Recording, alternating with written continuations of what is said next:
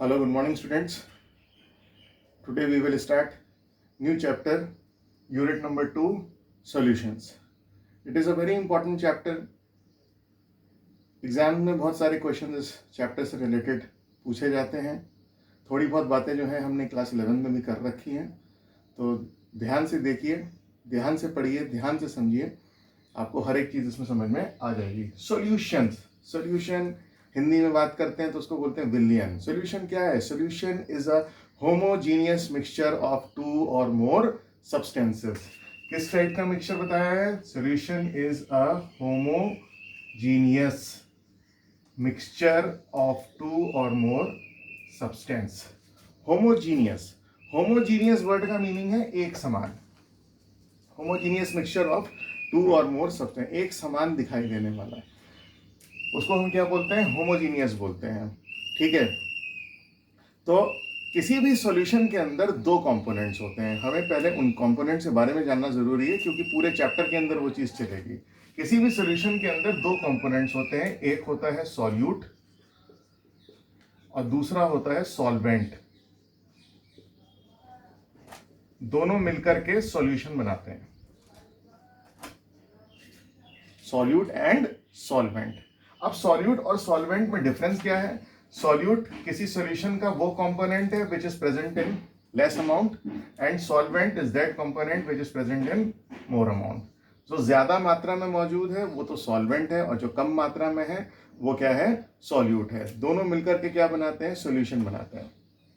Suppose I take a glass of water and I dissolve teaspoon of sugar in it. अगर मैं glass पानी लेता हूं और उसके अंदर मैं चीनी को उसके अंदर डिजोल्व करता हूं, तो आप देखें क्या मिलता है?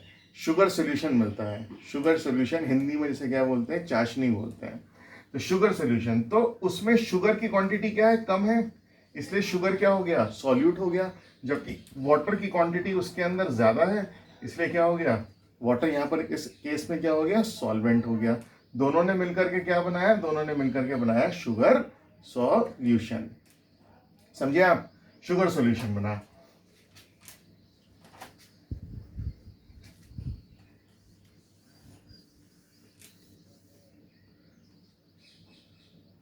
अब हम बात करते हैं concentration of solution. Concentration of solution. Concentration, concentration का मतलब है the amount of solute present in a given solution. किसी सॉल्यूशन में जितना सॉल्यूट मौजूद है उसको उस सॉल्यूशन की कंसंट्रेशन कहते हैं. The amount of solute present in a given quantity of solution is called the concentration of solution. अब आया हमारा मेथड्स फॉर एक्सप्रेसिंग कंसंट्रेशन.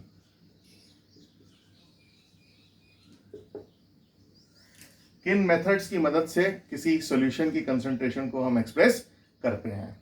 तो जो सबसे पहला मेथड है वो है हमारा मास परसेंटेज. क्या है?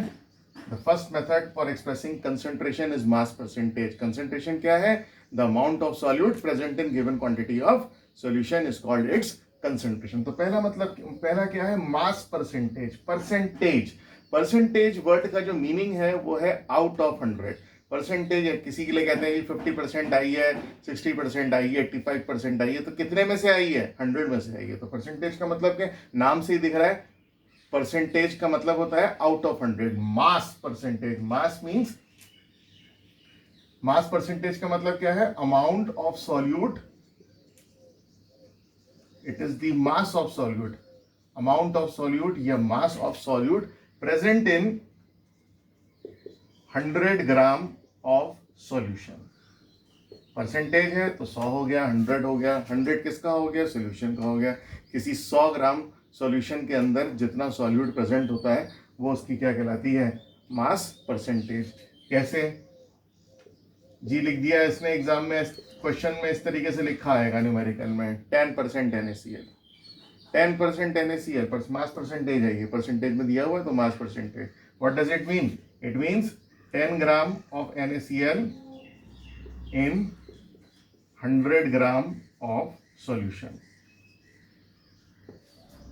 10% NaCl का क्या मतलब है? 10 ग्राम NaCl 100 ग्राम सॉल्यूशन के अंदर है. अगर मुझे सॉल्यूट और सॉल्वेंट फाइंड आउट करना हो तो सॉल्यूट कौन है जिसकी क्वांटिटी कम होती है? तो इस केस में सॉल्यूट कौन है? Sodium chloride. कितना है? 10 ग्राम. ओके. अगर मुझे सॉल्वेंट फाइंड आउट करना हो, कुछ नहीं बता रखा है कि सॉल्वेंट कौन है, अगर आपको कहीं नहीं पता ऐसा लिखा 10% सोल्यूशन, तो 10% solution mean 10 grams of NaCl 100 gram of solution. इसका मतलब जो सॉल्वेंट है वो कौन है? वाटर है. तो सॉल्वेंट कौन है? वाटर है. टोटल सोल्यूशन कितना है? 100. उसमें से सॉल्यूट कितना है? 10. तो सॉल्वेंट कितना हो गया? 90 ग्राम्स. तो मास परसेंटेज क्या है?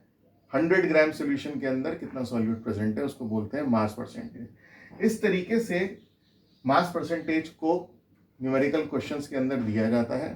तो जब तक आपको मतलब नहीं पता, उसका मीनिंग नहीं पता कि ये 10% NaCl का क्या मतलब है, तब तक आप सॉल्यूट और सॉल्वेंट में डिफ्रेंशिएट नहीं कर पाएंगे और आपसे न्यूमेरिकल नहीं हो पाएगा.